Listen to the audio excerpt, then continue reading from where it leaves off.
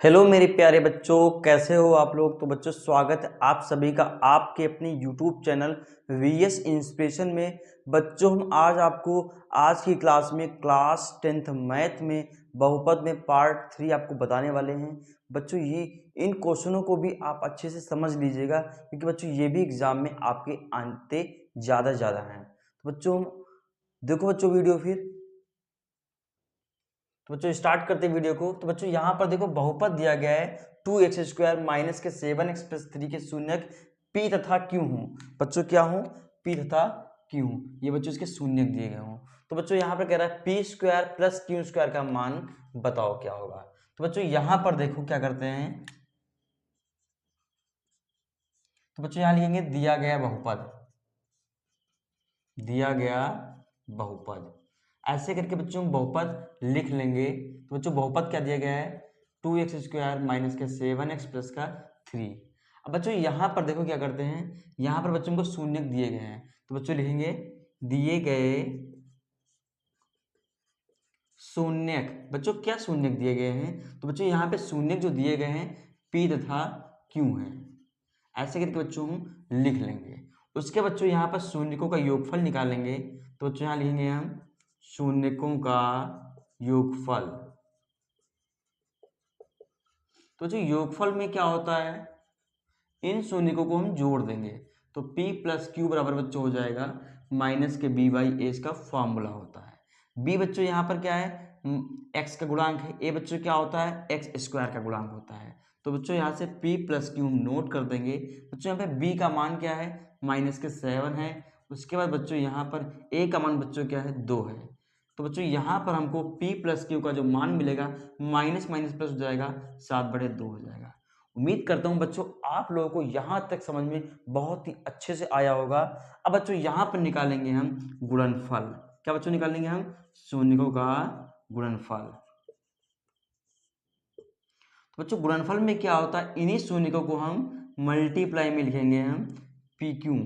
अब बच्चों शून्यकों का गुणनफल क्या होता है? अचर पद बटे x² का गुणांक। तो बच्चों यहाँ पे अचर पद c है और x² का गुणांक बच्चों क्या होता है? a होता है। तो बच्चों यहाँ पर p प्लस q का मान निकालेंगे। तो बच्चों c का मान कितना है? 3 है। उसके बच्चों a का मान क्या है? 2 है। अब बच्चों यहाँ पर हमको जो मान निकालना है उस मान को लिखेंगे। बच्चों मान को किसका निकालना है? p² प्लस q² का। तो बच्चों एक फॉर्मूला होता है a प्लस बी का होल स्क्वायर। तो यहाँ लिखेंगे हम p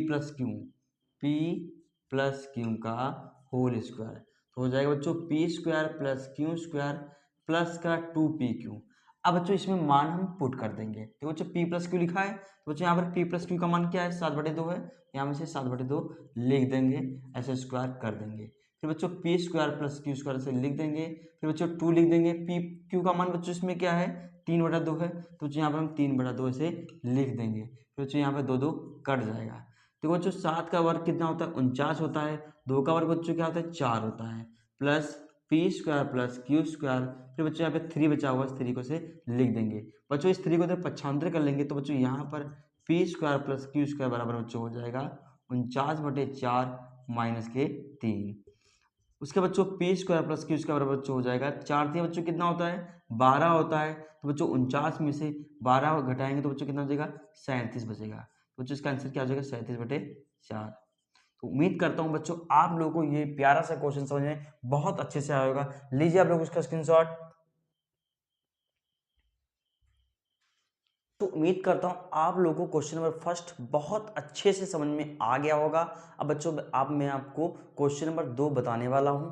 देखो बच्चों क्वेश्चन नंबर जो 2 दिया गया है वो बहुपद है 3x² माइनस के 11x प्लस 4 के शून्यक m तथा n हो तो m/n प्लस n/m का मान बताओ। बच्चों ये क्वेश्चन दिया गया है। तो बच्चों यहाँ पर लिखेंगे हम दिया गया बहुपद। तो बच्चों यहाँ पे बहुपद क्या है?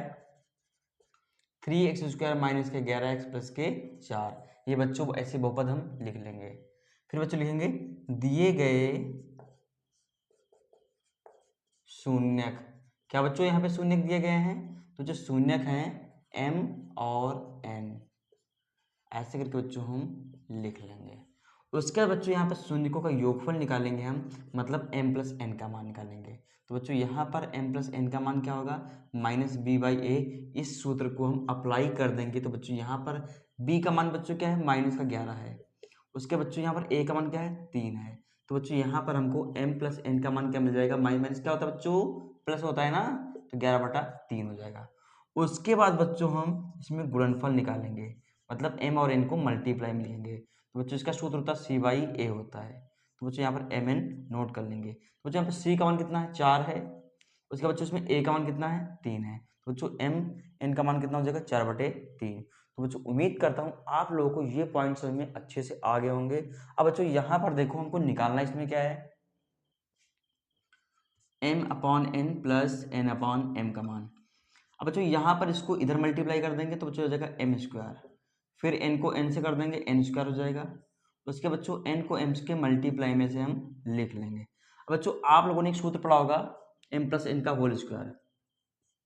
m प्लस एन का होल स्क्वायर बच्चों क्या होता है, m square plus n square plus का 2mn, ये तो बच्चों फॉर्मूला होता है ना।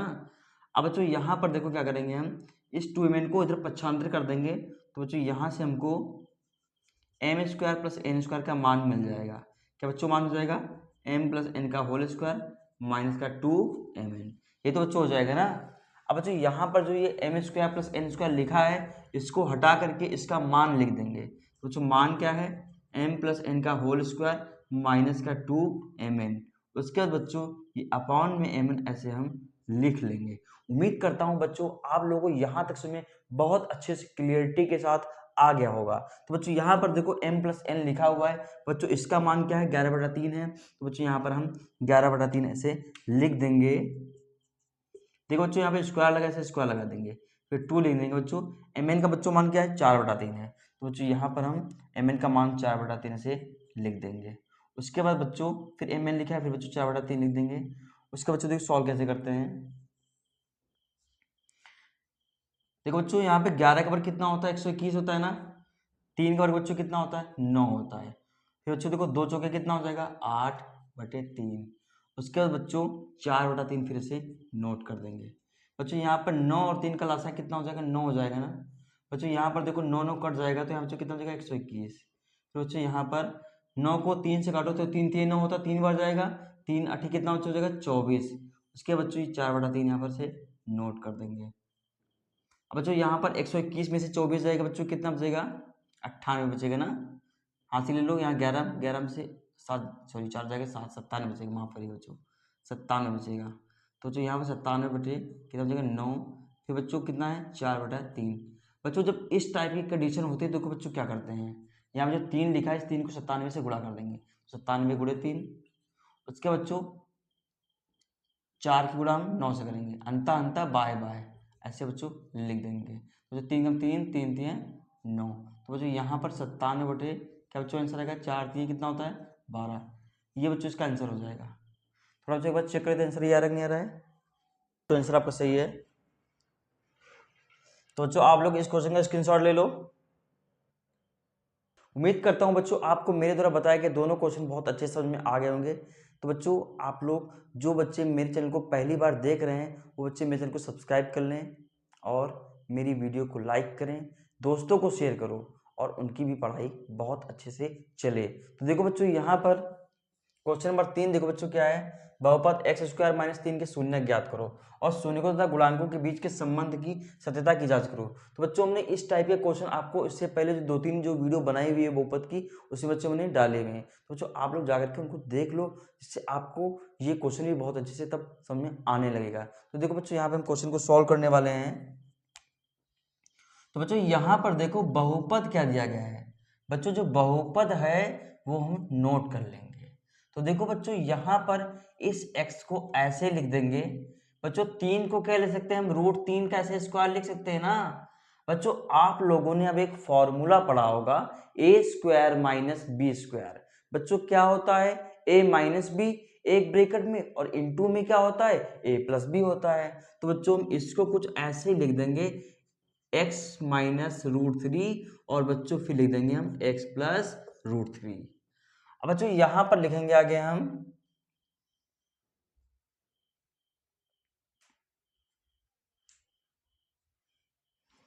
अब बच्चों यहाँ पर देखो हम शून्यकों के लिए यहाँ लिख देंगे, शून्यकों के लिए, शून्यकों के लिए। तो बच्चों जब शून्यकों के लिए लिख देंगे तो ये जो बहुपद होगा ये 0 के बराबर हो जाएगा। किसके बराबर बच्चों हो जाएगा? 0 के बराबर हो जाएगा इसका मान। तो बच्चों यहाँ पर फिर x माइनस रूट थ्री बराबर 0। फिर बच्चों इस रूट थ्री को पक्षांतर कर देंगे तो बच्चों हमको यही x का मान जो मिलेगा वो प्लस का मिल जाएगा। उसके बाद बच्चों जो दूसरा वाला है उसको भी लिख देंगे हम। तो बच्चों यहाँ से हमको जो दूसरा वाला जो शून्यक मिलेगा बच्चों वो क्या मिल जाएगा? माइनस का रूट थ्री मिल जाएगा। तो बच्चों यहाँ पर हम स्टेटमेंट पॉइंट लेंगे, अतः शून्यक, अतः शून्यक root three comma minus root three होंगे। ऐसे बच्चों हम लिख लेंगे। उसके बाद बच्चों यहाँ लिखेंगे जांच। जांच में बच्चों क्या करते हैं? शून्यकों का योगफल निकालेंगे पहले, शून्यकों का योगफल।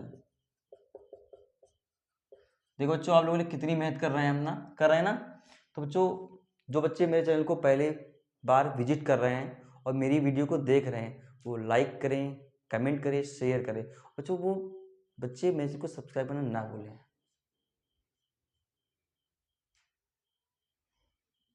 तो बच्चों देखो मैं आप लोग कितनी मेहनत कर रहा हूँ ना, कर रहा हूँ नहीं कर रहा हूँ, बहुत मेहनत कर रहा हूँ ना।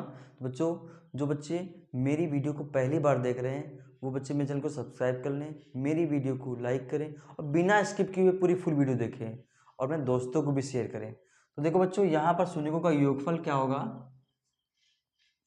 माइनस एक्स का गुणांक अपॉन एक्स स्क्वायर का गुणांक। तो बच्चों यहाँ पर देखो शून्यकों का योगफल, शून्य बच्चों को इसमें क्या मिले हैं? रूट थ्री, ये तो है ना, योगफल में जोड़ते हैं। दूसरा क्या है? माइनस का रूट थ्री है। बच्चों फिर एक्स गुणांक बच्चों इसमें क्या है? एक्स गुणांक बच्चों में कुछ है ही नहीं तो 0 लिख देंगे हम। तो बच्चों एक्स स्क्वायर गुणांक क्या है बच्चों? 1 लिख लेंगे। तो बच्चों यहाँ पर रूट थ्री देखो प्लस माइनस क्या हो जाएगा? माइनस का रूट थ्री। फिर ये बच्चों क्या इधर हो जाएगा? 0 हो जाएगा। तो बच्चों यहाँ पर क्या हो जाएगा? 0, मतलब यहाँ पर 0 बराबर 0 मिल गया है। तो बच्चों निकालेंगे हम क्या? शून्यकों का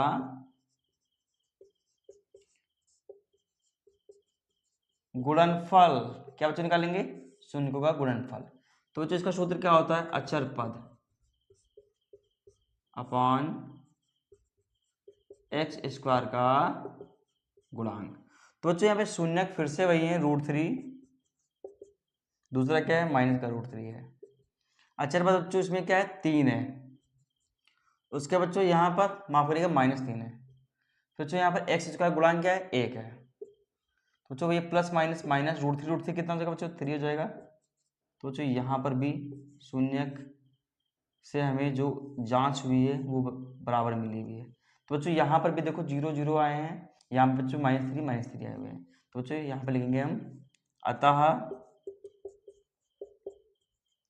जांच सत्य हुई।